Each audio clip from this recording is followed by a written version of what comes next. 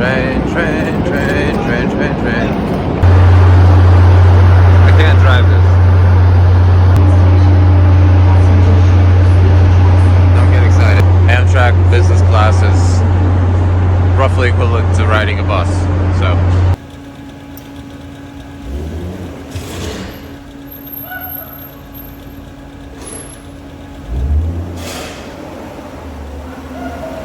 And I wanted to spend a little bit of time to tell you about the car, tell you a little bit why I bought this, why I wanted to buy this one specifically.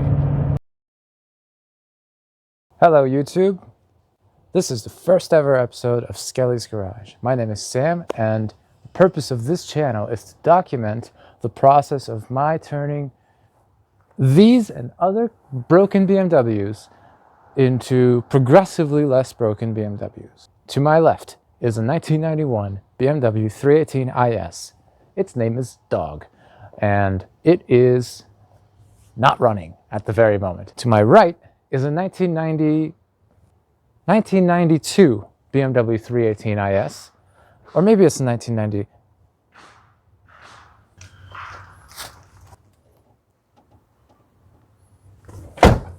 To my right is a 1993 BMW 318 IS, but it has an M52 six-cylinder engine in it, and so it's not a four-cylinder anymore. And it's been swapped, but it's been swapped quite badly. I didn't do the swap, but I've been trying to do some fixing to make it not so terrible. And behind me is a very interesting and very important car. This is my 2006 BMW X5. 3.0 liter, 6-speed manual with 270,000 miles on it, which is greater than 430,000 kilometers on it. Now it too has some problems, but which has developed very, very recently. For the longest time it ran like a top, and I am very sure that you'll be seeing a lot more of this car as we start figuring out what the problems are and fixing it up to make it run perfectly. BMW made a name for itself with really two types of engine configurations. There was the 6 cylinders for the M20 and the M30, which did eventually go up to become the M50, M52, M54, all these engines that are super ubiquitous in most BMWs.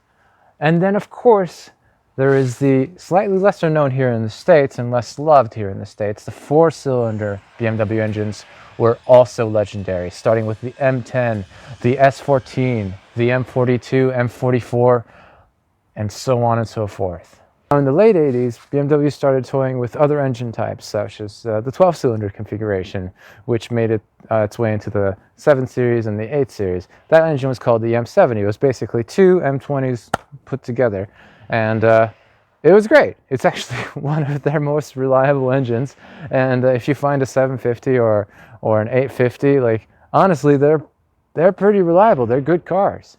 And finally, in the 90s, BMW decided that they were going to make a V8. But unfortunately, most of the BMW purists and the fan base really derided it, saying that it lacked the character, lacked the performance that they expected. And to say nothing else, it lacked the reliability that was already at that point established as actually something that BMW was pretty decent at. But BMW kept at it. They were so convinced that they could make a good 8-cylinder engine that in fact, the E39 M5, which is generally regarded as one of the best cars of all time, has a V8. And it's a good V8. And people like it. So they did something right? Right? So when it comes to the BMW V8, specifically like the M62, that generation of V8, I consider it kind of a mixed bag. On one hand, they're pretty torquey, they're fairly powerful, they sound good, they're fairly economical, and if you get them with a manual transmission, they're in some pretty desirable cars. I mean, have you looked at prices for clean 540i's? They're insane. On the other hand, they're not the most reliable of cars. I mean, if you Google M62 problems, you'll find thousands and thousands of results, forum posts about some kid who bought a $2,000 BMW 740i and took it to a garage and is now looking at a $15,000 bill just to get it running. I mean, it's got timing chain guide issues, right? Especially the TU. It's got, you know, valve stem seals. They often go, the valve cover gaskets, the oil lines, the valley pan gaskets. Basically, you name it, it's got it. It's all got leaks. But as somebody who's maybe not the smartest and suffers from military-grade Stockholm syndrome when it comes to BMWs, I decided that I wanted to try it. I wanted one. I wanted to buy a neglected BMW with a V8 and see what I can do with it. Naturally, I did what every self-hating BMW enthusiast would do, and I spent inordinate amounts of time on Facebook Marketplace, eBay, Craigslist, and every other aggregating website to find me a V8 BMW. It had to be manual, and it had to be in decent enough shape for me to restore. And finally, it had to be cheap. How hard could it be? Despite what I thought originally, I was actually able to find a few. In fact, one of them was so initially impressive that I basically dropped everything that I could to go check it out. But it was too good to be true. This $2,000 2000 540i had low mileage and a mostly clean body, but checking out the cylinder walls with a borescope led me to realize it would need a new engine. So in an unnaturally rational turn of events, I didn't buy that car. I also walked away from two other 540i's that I saw with the same types of issues. They were just too far gone. But then, a 540i owning friend of mine, who had originally told me he was not interested in selling, had a sudden change of heart. We set up some time to put it on a lift together and go over it, and to my delight, as far as the things that I care about go, it was in remarkable shape. It has a ton of miles, and there are engine oil leaks everywhere, and it's a little rough around the edges, but we agreed on a price, and we made plans for me to drive it home in 2 weeks. And so, a fortnight later, I set out on my train journey to Connecticut. I grabbed my recording equipment, a small set of tools, and my laptop with BMW diagnostic software, just in case. But as it turned out, I didn't have any need to worry. The car behaved beautifully, and I was even able to record some inspired blogging while driving home. So I wanted to tell you why I bought an E39 and this car in particular. When I was a kid, there were a few cars that I was just in love with, and there's no other way to put it. So some of those cars were cars that I saw in my youth, just like on the streets. Some of those cars were from films that I'd seen, and like they really imprinted on me, and you know, things like that. But many of them were BMWs, actually. And I don't know why. I don't know why I have this attraction to BMWs, like why I always gravitate towards them. Like, maybe I was dropped on the head when I was a small child, it's unclear. But I mean, I really like the E34 5 Series. The classic design of, in my opinion, the most beautiful mass-produced cars ever. I mean, there are thousands and thousands and thousands of E34s out there. Properly sorted, I think that they look just incredible. The E46 Coupe, especially the facelifted one, that also imprinted on me. I don't actually know why, but I always found that car to be so good looking. Like, the lines were just almost perfection on that car. And finally, we have the E39 5 Series. I mean, this car has obviously been in all sorts of film, sold quite well. I mean, you could see it on the streets basically anywhere you go in the West and in the East. You know, I lived in Russia and I saw these cars all the time. And I've always wanted to buy an E39, but not just any E39. I wanted to buy an E39 M5, like every other doofus out there. But an M5 is expensive, right? So an M5 has never been a cheap car. You can't find an M5, especially the E39, like under this side of $10,000. I mean, it's not possible. And if you do, it's either been crashed, it might have a salvage title, it's just beat to death, and there's nothing left that's worth even trying to recover.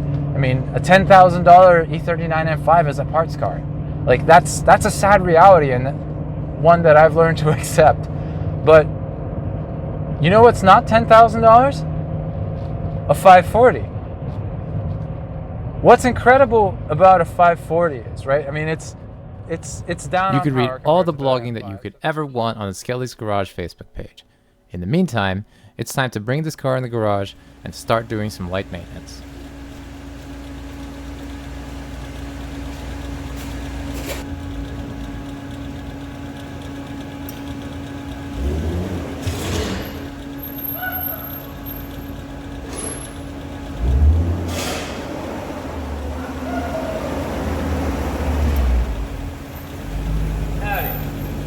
This scrapes so bad.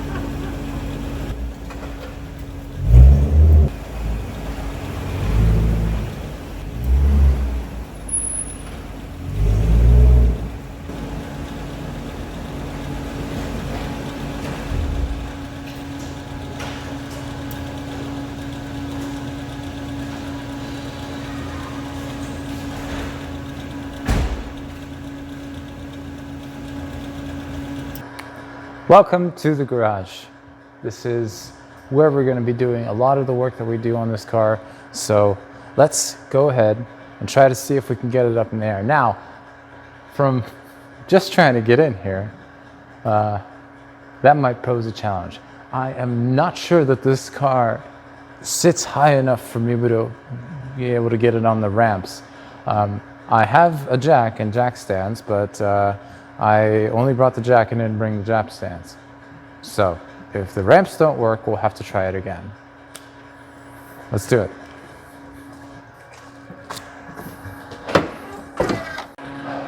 All right, I don't fully know how I feel about these. Luckily for me, the ramps did work out. There was a tiny bit of scraping, but nothing that the car couldn't handle, and we didn't damage anything.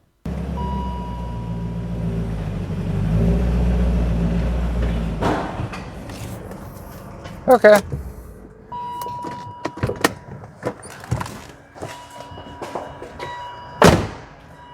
That actually worked. Unfortunately, it was at this point that my mic failed, so I don't have any way to give you the audio for this part. But what I was talking about here was that we were going to do a full fluid and filter change here. We were going to replace the engine oil with liquid moly 5W40 Mologen oil, replace the engine air filter, the cabin air filters, and do a liquid moly engine flush before we did anything of that. I even recorded a segment on Liquid Moly's Pro Engine Flush, which is what I'm holding here. I use this product on this car because it's always a good idea to do on a used car that you're buying, especially one of a Bavarian persuasion. What it helps do is it removes some of the carbon deposits that form around the engine over time, and it's very simple to use. You merely put it in, you run the engine for 10 minutes, and then you change the oil. Really couldn't be simpler. And the benefits are noticeable.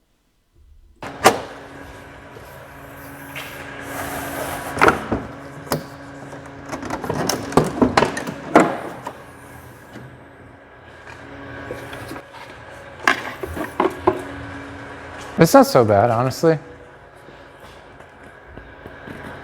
And looks like this filter was replaced in 2020. So, I mean, it's best to replace it just in general. When you're buying a new car, you should just replace a few things just for your own peace of mind. So I'm happy that we're doing this. You know, even though it's already been done, I'm not upset about it. This is a new filter going in. Does it have a date code? 21. Okay, so new filter in. I thought there was a clip back here. I guess there isn't. Cabin air filters, very important. This is often neglected. In fact, this one was done last in 2014, and it's a crappy Napa filter. I really don't like these. These are trash. Airflow.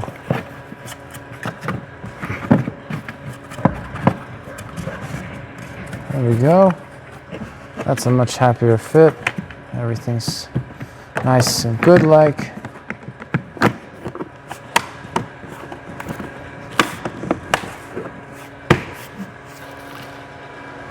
blah, give it a nice vac, but I don't have one right now, so.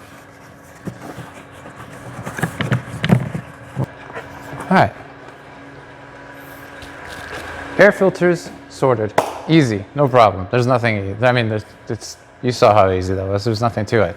But obviously we want to make sure that the engine breathes well. We want to make sure that we breathe well. So it's for, I don't know what it cost, but it was probably like $50, $60. It was easy. It's really nothing to do. Next, it was time to drain the oil and get ready to put new liquid moly Mulligan oil in. As part of regular oil maintenance, we're going to change the oil filter, obviously with the new MAN filter. This one looks okay. It's not too destroyed. You know, you don't have the crinkles that you normally get when you've had too long between an oil change. But like I said before, it's just a good practice to change things when you can. When we do replace an oil filter, we do want to pre-lube it a little bit, so I'm going to go grab some oil. We're using liquid moly 5W40 Mulligan oil. The purpose of using this oil in particular is it reacts to UV light. So as I mentioned earlier, this car is leaking a ton of oil, and I don't know exactly from where. I have a couple of ideas, but this is going to be helpful once I clean up the engine oil from the bay, and then I can take a UV light and see where it's actually coming from. Drink up. It's green. Oh, it's phenomenal.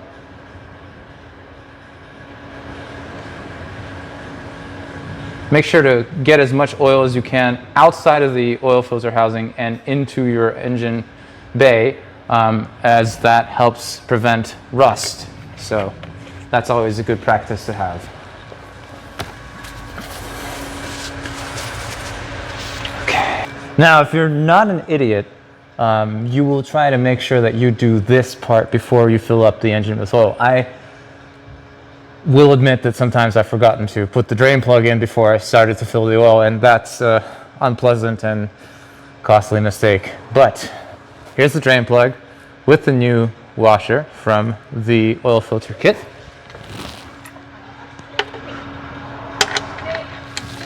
In it goes.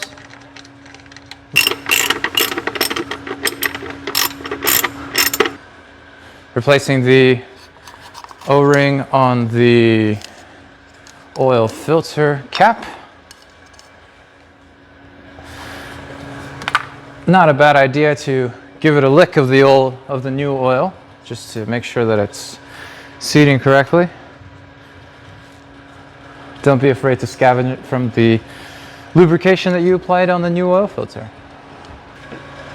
I believe it to be an unavoidable fact that you will spill oil. And that's just the way it goes. And if you say that you can't spill oil, well then good for you, and you're much better than me, so.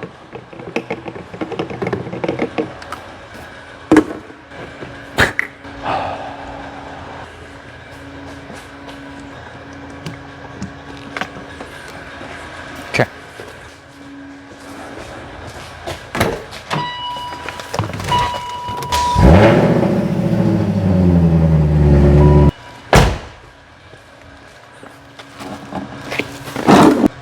That just happened. Where did that happen from?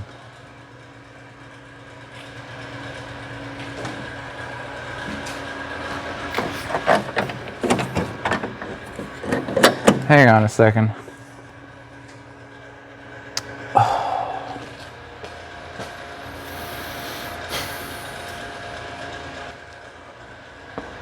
So when I just did that, I forgot to put the oil cap back on, so let's have a look, I'll show you. So there is oil all over the engine now, which is just super exciting and very, very fun. It's definitely gonna make cleanup a breeze. But as it turned out, the oil in the engine bay would turn out to be the least of my worries. As I brought the jack under the car to lift it up from the rear, my brand new jack, literally on the first time it's ever been used, dropped the car way too quickly, and my life got substantially more complicated. Well,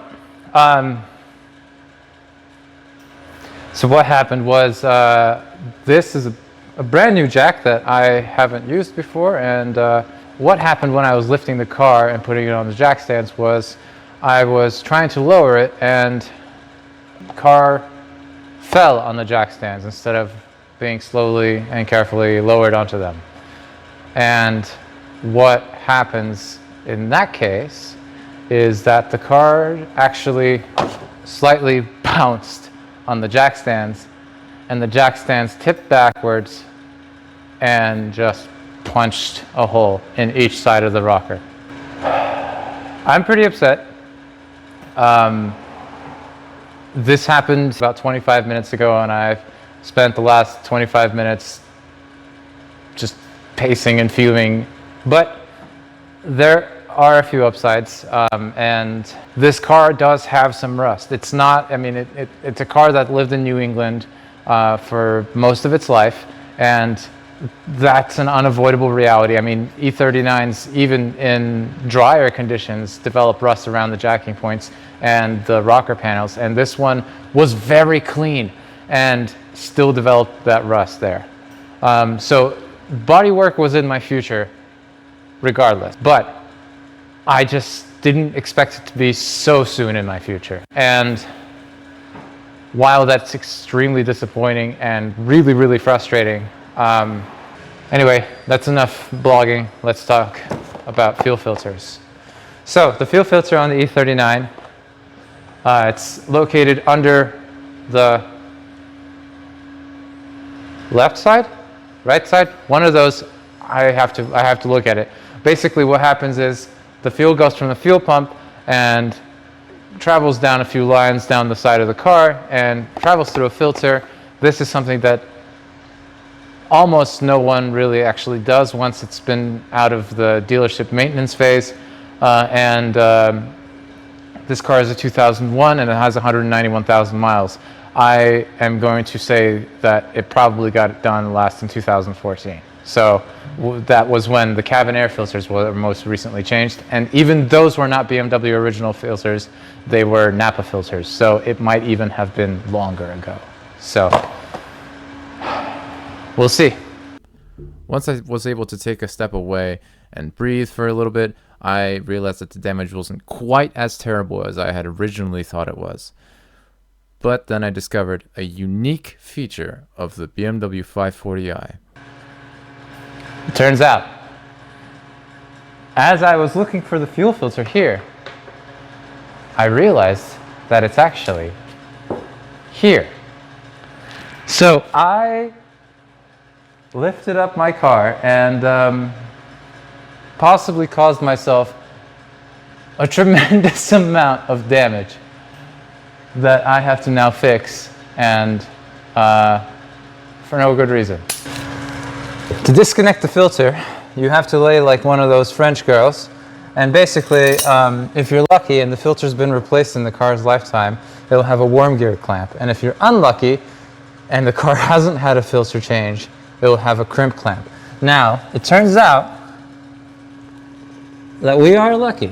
This car has indeed had its filter replaced, and it is the worm gear style. So we can take this handy dandy screwdriver from the BMW toolkit. I use these a lot. And we'll just remove and replace. So once you've got the shroud down, you want to detach the holder for the fuel filter, and you'll be able to just undo it. I was hoping that my sheer strength will be able to rotate it. Alas, it was not enough. So we'll have to use an actual ratchet driver.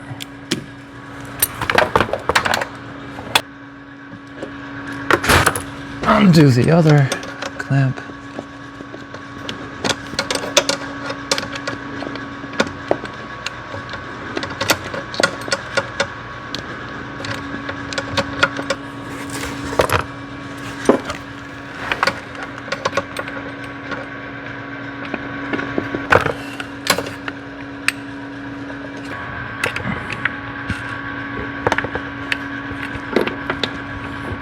Give it up. And now we just need to button this back up, and we will be ready to proceed to the next. Actually, no, this is the last thing we're doing today. So then we will be done. So, isn't that exciting? So with that, we have a new fuel filter, new oil filter, new oil, new engine filter, and new cabin air filters. I have to admit that was a lot more drama than I had anticipated for this initial installment of Skelly's Garage. But with that said, I'm hoping we can continue with all of the other activities that we have planned for this car. We have a lot in store. We've got the timing chain guides. We definitely need to do those because I don't know when they were done. I need to reseal basically every part of the engine. Every gasket is leaking. I need to do the valley pan gasket. We got to do a lot of work on this. So I'm going to start collecting the parts, and we'll be making more videos here soon. So it's been a really long day, completely unnecessarily so. I mean, this job that I just did doing the oil change, the filters, the fuel filter, I mean, honestly, that should have taken maybe 2 hours, but with everything that's occurred, finding the fuel filter, it just took way too long. But the next ones will go a little bit better. We'll be a little bit better prepared, and as I build out this space where I'm able to actually work on the car, we'll make sure that we have the right things in place for us to get things done. Anyway, thank you for tuning in, and thank you for watching. Please consider subscribing. Drop a like, share it if you find it interesting, or if you just want to help this channel grow. I'd really appreciate it. And we'll see you in the next one.